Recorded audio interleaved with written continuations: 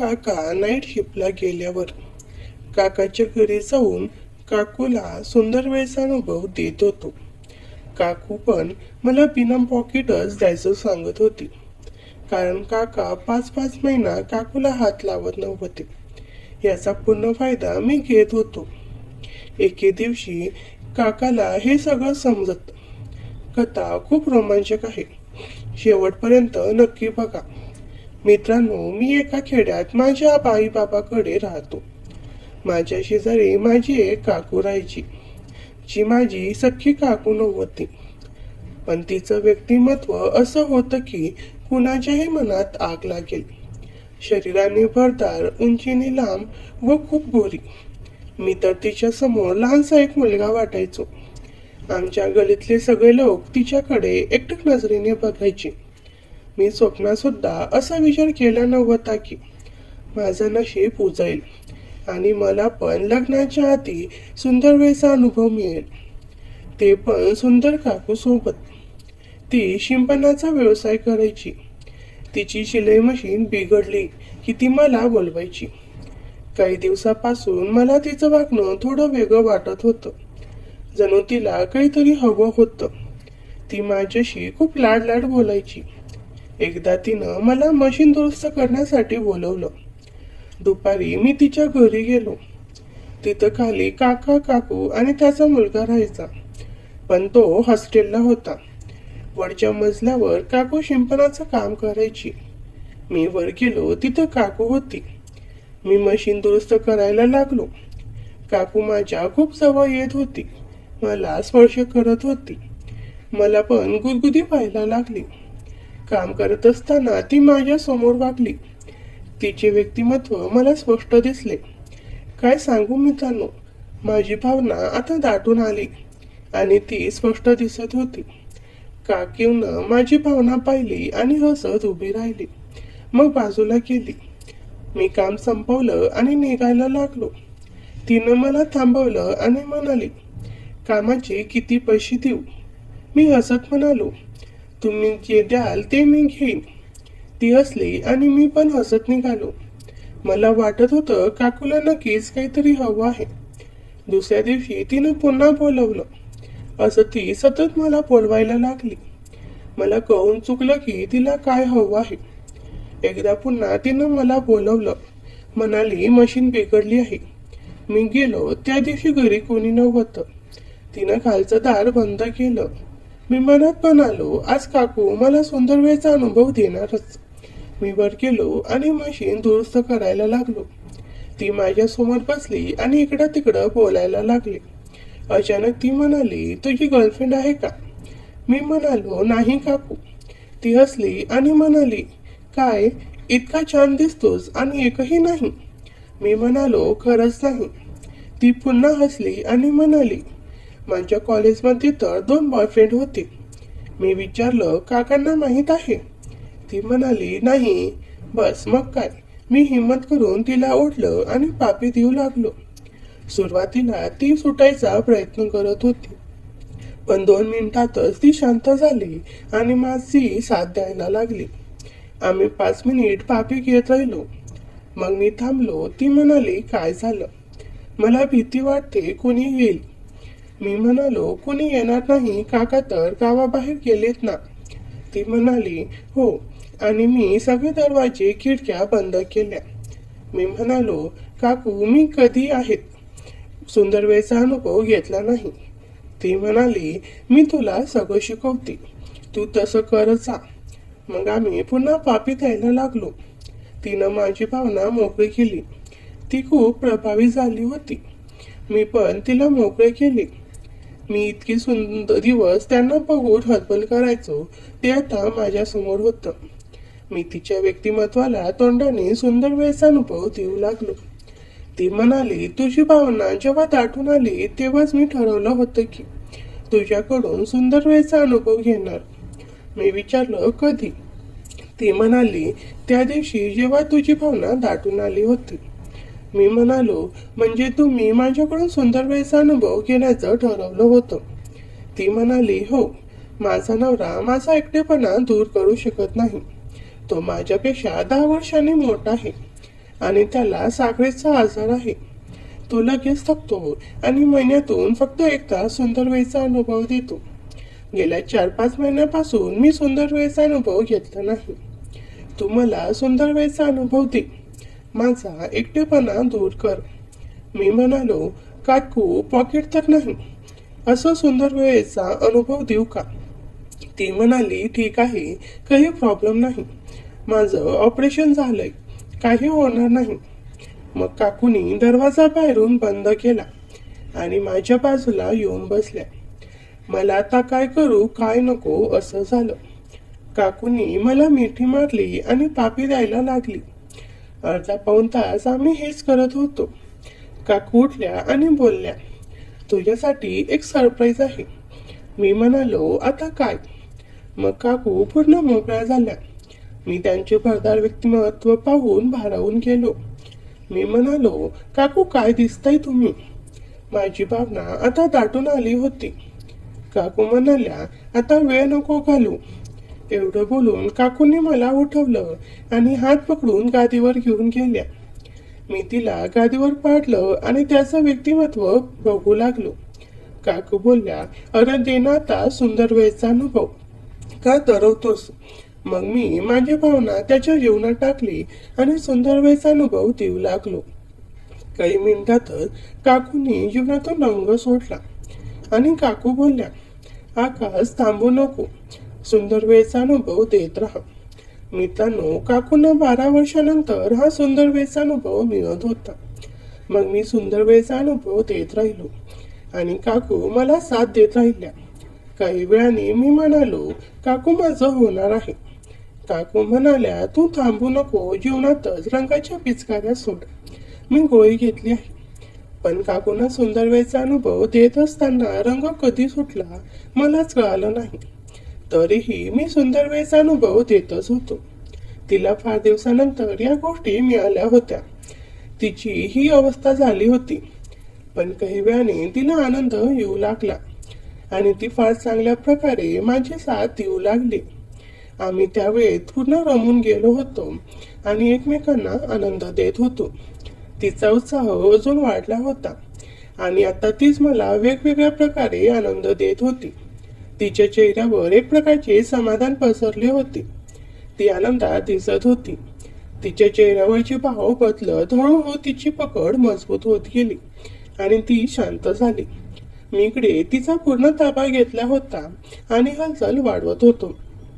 काही वेळातच मला स्वर्गात पोचल्यासारखं वाटू लागलं. स्टेशन जवळ येत माझा पान फुटला आणि मी तिच्या जीवनात आनंदाचे रंग उडवू लागलो. मला स्वर्गात तरंगत असल्यासारखं वाटू लागलं. डोकं एकदम हलकं हलकं वाटू लागलं. मनावरचं दडपण दूर होऊन एक प्रकारचं समाधान आणि सुख वाटत होतं. काकूच्या चेहऱ्यावर अमानिक सुख आणि आनंद झळकत होता. ती शांत होऊन स्मित करत होती. तिने माझ्या केसावरून हात फिरवला आणि म्हणाली, खरंच आकाश, आज मला तू जीवनातलं अप्रतिम सुख दिलं आहेस. असं सुख आणि समाधान मला आजपर्यंत मिळालं नाही. मी आनंदाने खुश होत म्हणालो, तुझ्यासारखी सुंदर काकू असल्यावर मलाही आता कसलीच फिकीर नाही. आज मला माझ्या भावना मोकळ्या करून खूप आनंद झाला. खरंच तुझ्यासारखी काकू असणं म्हणजे खूप भाग्य लागतं. खरंच काकू, मी खूप भाग्यवान आहे की मला तुझ्यासारखी काकू मिळाली. मग आम्ही 10 मिनिट तसेच पडून राहिलो. ती म्हणाली, तू खूप छान सुंदर वेळचा अनुभव दिलास. खूप मजा आली. तुझ्या काकांनी कधीच असा आनंद दिला नाही. मग 4 दिवस जोपर्यंत काका परत आले नाही, आम्ही रोज दुपारी सुंदर वेळचा अनुभव घेत राहिलो. मित्रांनो, तो सुंदर वेळचा अनुभव माझ्या मनात घर करून गेला होता. काकू परत मला भेटली की डोळ्यानेच काहीतरी संदेश द्यायची. पण घरी काका असल्याने ती जास्त काही बोलायची नाही. मी पण सावध झालो होतो. गावातली माणसं, त्यांच्या नजरा आणि त्यांच्या गप्पा यांचा मला धोका वाटायचा. तरीही माझं मन त्या गोड आठवणीमध्ये हरवलेलं असायचं.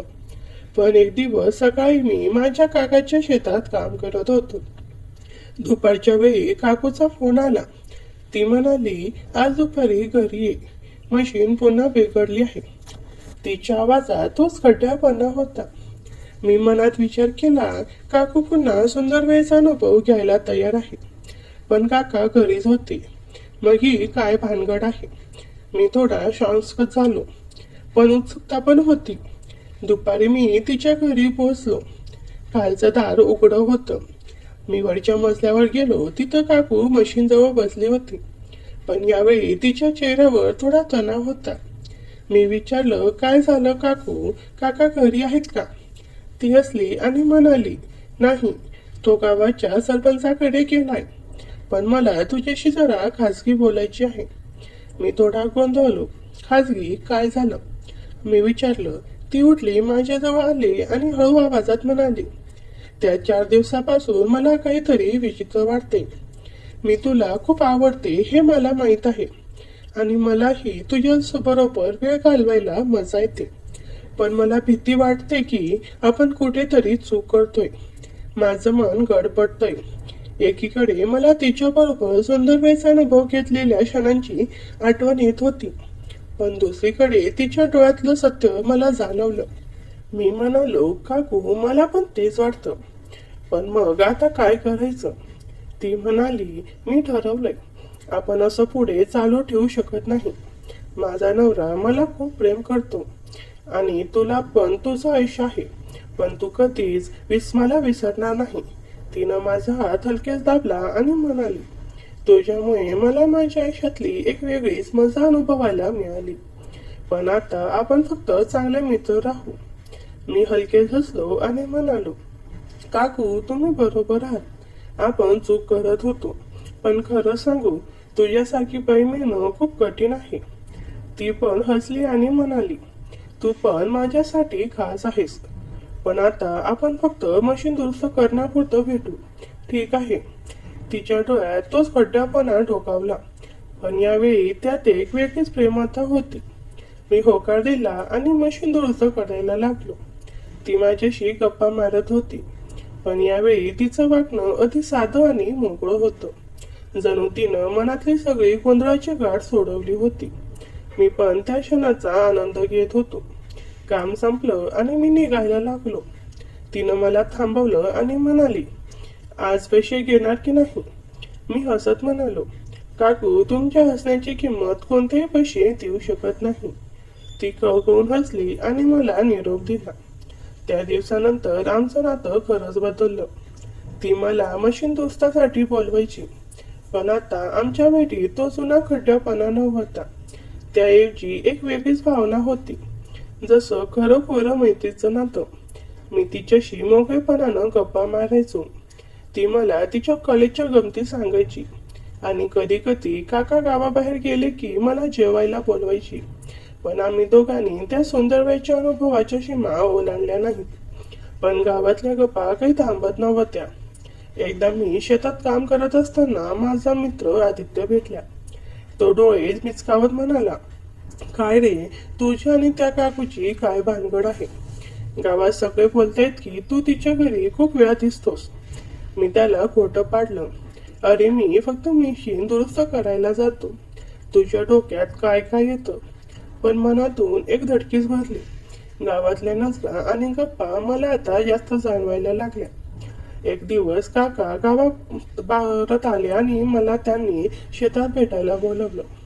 मी गेलो तेव्हा त्याचा चेहरा थोडा गंभीर होता. मला वाटलं, बस आता बोलतच काहीतरी होणार. काका म्हणाले, आकाश तू आमच्या घरी खूप येतोस मशीन दुरुस्त करायला. पण गावात काहीतरी गप्पा सुरू आहेत. तू सावध राहा. माझा तुझ्यावर पूर्ण भरोसा आहे. पण लोकांचं काही सांगता येत नाही. त्यांच्या शब्दांनी मला धक्का बसला. पण त्यांनी माझ्यावर विश्वास दाखवला हे पण मला जाणवलं. मी फक्त होकार दिला आणि म्हणालो, काका काळजी करू नका. मी फक्त कामासाठी येतो. मित्रांनो, माझ्या आयुष्यातली ही गोष्ट आता एका नव्या वळणावर आली होती. काका पण मला विश्वास दाखवत होते. पण गावातल्या गप्पांनी माझ्या मनात एक वेगळीच भीती निर्माण केली होती. आणि काकू यांच्यातलं नातं आता फक्त मैत्रिणीचं होतं. पण गावातल्या लोकांच्या नजरा आणि त्यांच्या घुसपटांनी मला अस्वस्थ केलं होतं. मला वाटायचं हे सगळं कसं थांबणार. आणि जर खरंच काही गडबड झाली तर. पण माझ्या मनातली ती सुंदर वेळची आठवण आणि काकूचं ते खड्डा हसू मला पुन्हा पुन्हा तिच्याकडे खेचत होतं. दिवस असे निघून जात होते. मी माझ्या रोजच्या कामात मग्न होतो. शेतात राबायचो, काका काकू बरोबर गप्पा मारायचो आणि कधी कधी मशीन दुरुस्त करायला काकूच्या घरी जायचो. पण आता माझ्या मनात एक सावधपणा आला होता. गावातल्या गप्पा मला सतावत होत्या. मला वाटायचं लोकांना काय हवंय. मी फक्त मशीन दुरुस्त करतोय आणि तरीही त्यांना भलतंच काहीतरी दिसतंय. सकाळी मी शेतातून काम करून येत असताना माझा मित्र आदित्य पुन्हा भेटला. त्यांचा चेहरा गंभीर होता. जणू तो काहीतरी हळू आवाजात मोठं सांगणार होता. म्हणाला, आकाश, तू त्या काकूच्या घरी जास्त जाऊ नकोस. गावात फक्त तुझ्याबद्दलच नाही तर त्या काकूच्या नवऱ्याबद्दल पण काहीतरी बोललं जातंय. मी गोंधळलो. काका, त्यांच्याबद्दल काय बोलताय? आदित्य म्हणाला, अरे मी पण नीट ऐकलं नाही. पण असं म्हणताय की तो काका काहीतरी गुप्त काम करतो. कोणाला काही सांगत नाही. पण रात्री उशिरा गावाबाहेर जातो आणि काही लोकांनी त्याला गावाच्या बाहेरच्या एका गोदामाजवळ पाहिले. तिथं काहीतरी बेकायदेशीर चालू आहे असं बोललं जाते.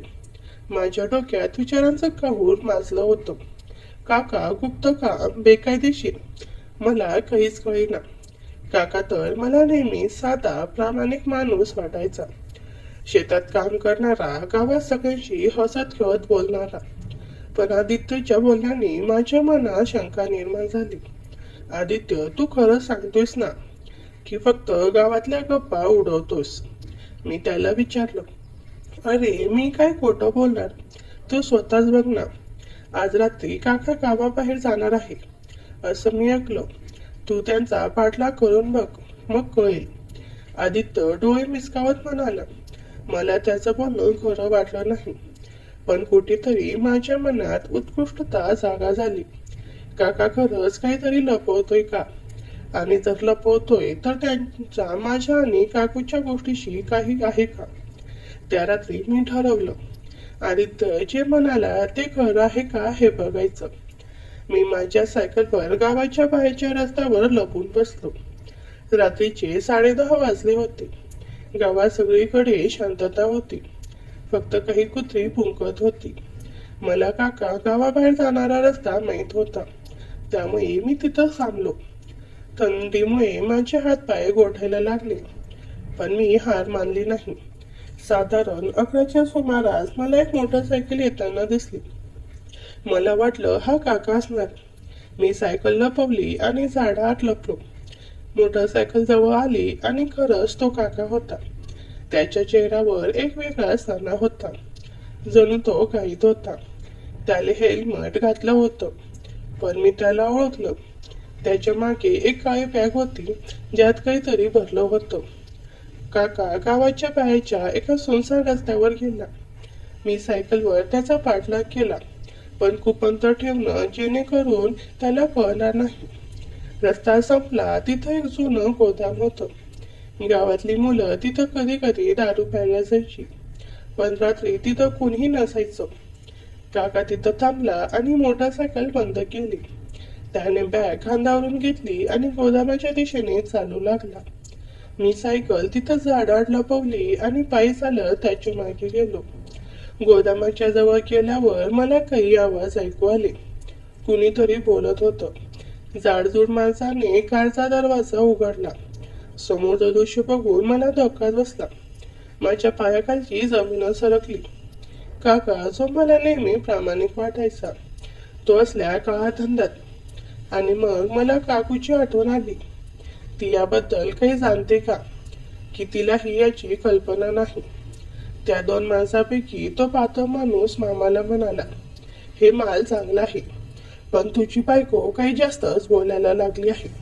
तिला सांभाळ, नाहीतर तुझं नाव पण यात येईल. काकाचा चेहरा पांढरा फडक पडला. मला काहीतरी गडबड वाटली. मी विचार केला की काकूला याबद्दल सांगावे. मी लगेच काकूच्या घरी जाऊन दरवाजा वाजवला. जाऊन काकू मला बघून म्हणाली, अरे मशीन तर चालू आहे, मग का आलास? मी काकूला नीट समजावून सगळ्या गोष्टी सांगितलं, पण काकूला या गोष्टी खोटी वाटू लागल्या. मी काकूला सत्य सांगण्याचा खूप प्रयत्न केला, पण काकूला मला तिथून जाण्यासाठी सांगायला लागली. मी खिशातून मोबाईल काढून काकूला काही फोटो दाखवले. ते बघताच काकूच्या डोळ्यातून अश्रू यायला लागले. मी सकाळी काकूला घेऊन पोलीस ठाण्यात गेलो. पोलीसवाल्यांनी एक गोष्ट सांगितली, जे ऐकून आमच्या पायाखालची जमीनच सरकली.